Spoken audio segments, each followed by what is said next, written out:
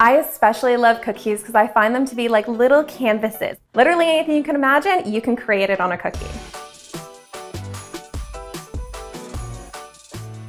This one, I'm gonna start with a snowflake, of course, with more of this coarse sugar. We're gonna see a lot of that in this theme because I feel like it looks like that beautiful, crisp, kind of sparkly snow.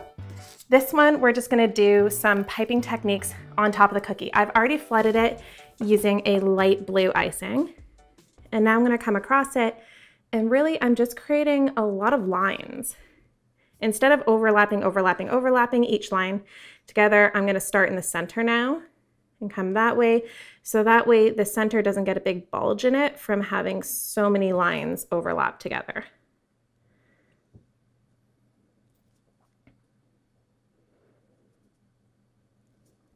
Touch up that one, and then I can kind of come in and create these little kind of snowflake spikes. I love decorating snowflakes around the holidays because you can make all of them different, but blend in and match together and look really cute. But this is one of my favorite designs because it's simple, but it stands out. And as I'm doing different sections of the cookie, I'm just gonna rotate it.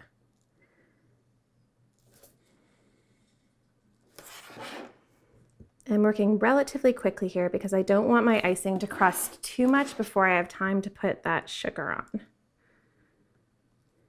Cross that way, and then I'm going to do a few more coming out from the center.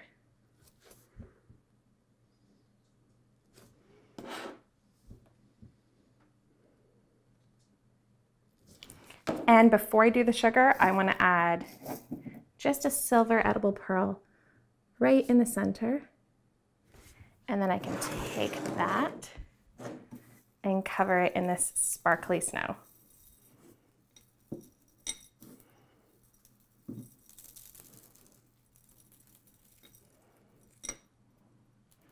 Okay, upside down, sugar everywhere, tap, tap, tap, tap, tap, tap, tap. If you're smart, you'll do this over a baking tray so it catches all the sugar. There it is. It's super sparkly and pretty. Let's move on to the next winter cookie. The next one we're gonna do is gonna be an igloo. Now this technique is a little bit different because I'm gonna be using 3 separate piping tips to do this design. So I just have a coupler on my piping bag, and that allows me to unscrew the top, take off a tip, and interchange it as I'm doing the different techniques. The first one I'm gonna start just by piping lines onto my igloo that I've already done sectional flooding onto it. And I'm gonna pipe some lines for the little, snow blocks that's making up the igloo, just using a number 3 piping tip. I'm gonna come across, and really we're just creating lines. And to help balance my hand, you can see I'm just holding my wrist up a little bit. I'm resting my elbow on the table. That's gonna balance this hand, which is then gonna balance this hand.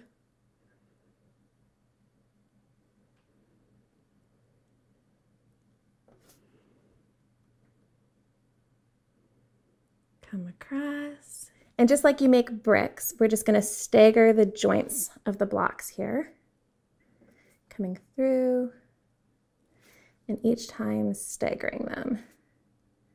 But as cute of a design as this is going to turn out being, it's really just piping lines.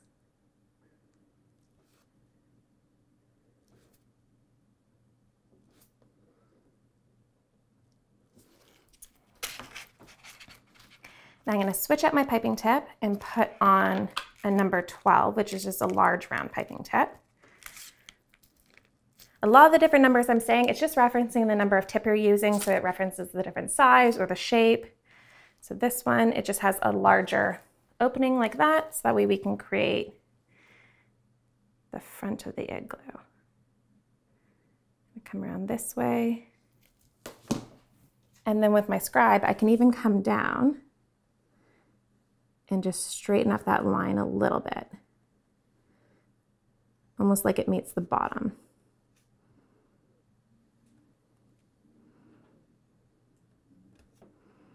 Now this you're gonna have to let dry fully before you move on to the next one, but this one is fully dry.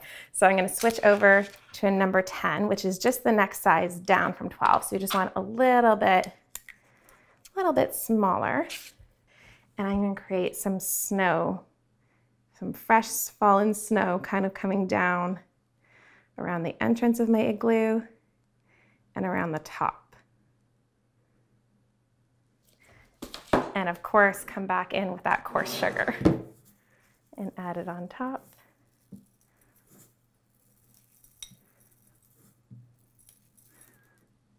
Tap, tap, tap. I love this one. I feel like it looks really cute. And of course, you can see where you can like stop here, but the more little details that you add on, even though this took like no time at all, it looks really cute. I feel like it helps bring it together. This last design has to be one of my favorite cookies because I love this technique. I love how cool it looks, but yeah, it's so easy. Everything is so easy because I'm trying to show you guys how you can take these little techniques and really save time by not doing like intricate stuff, but still make it look intricate without the work. So I'm gonna start off by flooding this one. Now this one, just like the floral one we did earlier, is gonna be a wet on wet design. So time is important because you don't want it to dry. So this one, just gonna outline it and then flood it. And as you get into more kind of intricate shapes, they do take a little bit more time to flood them because you need to go around each of these edges. You're trying not to distort the shape too much. So you're trying to follow that the best that you can.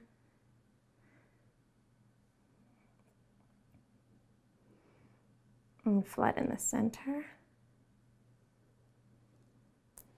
I'm just going to show you. You can see how much icing is in this bag, but I'm not holding it up here. Like, look how shaky I am and trying to pipe it like that.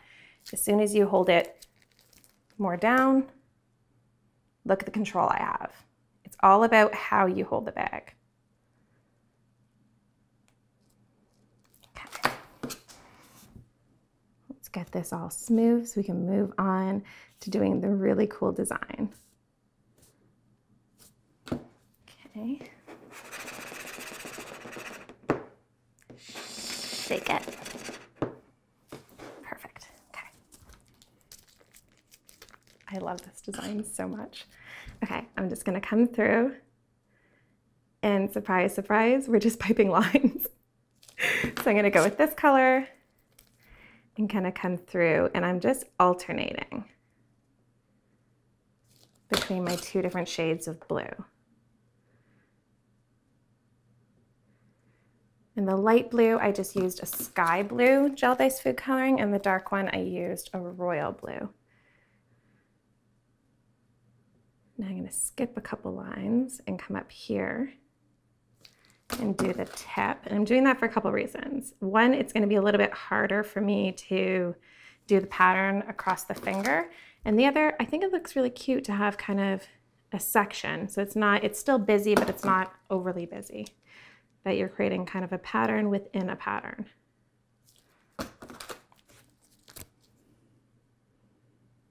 We're still trying to work very quickly, hoping that that bottom layer has not begun to crust yet. Okay. I'm going to come through and just drag those lines together, wiping off the scribe, and then drag back the other direction. And each time I'm off the scribe, and then drag back the other direction. And each time I'm going to wipe it off. So I'm starting with a clean line.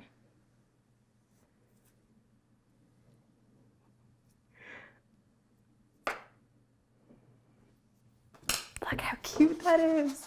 Okay, quickly shake. Don't shake into the other cookies.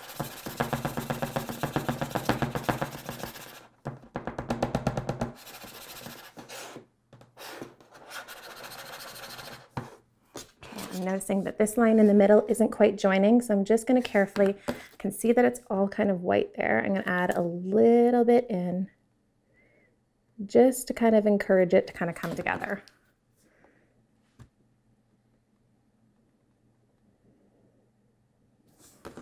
Perfect. And I can see that because we've added so much icing in, I've come off this edge a little bit, but I can just kind of take my scribe, come around, and while the icing is still wet, we're just gonna kind of scrape off that excess. And then this will just kind of dry like that and look completely seamless. Now this layer will need to dry for a full hour before you can do the next section, but this one's already dry and ready to go. So I'm gonna go in with like a piping consistency of white icing and come across the top of the mitten and just fill that in.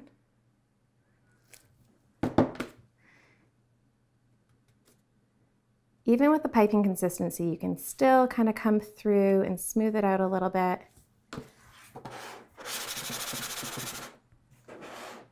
It just takes longer to flood. That's the main difference. And add the coarse sugar right on top. I love this pattern. I love the blues together. I love the sugar. I feel like everything with it really works. I love how different each one of these cookies look, but still just using fundamental techniques, and you can really see how you can take your creativity and have endless results. Thanks for watching. If you enjoyed this video, feel free to like and subscribe to stay up to date on all of our latest videos.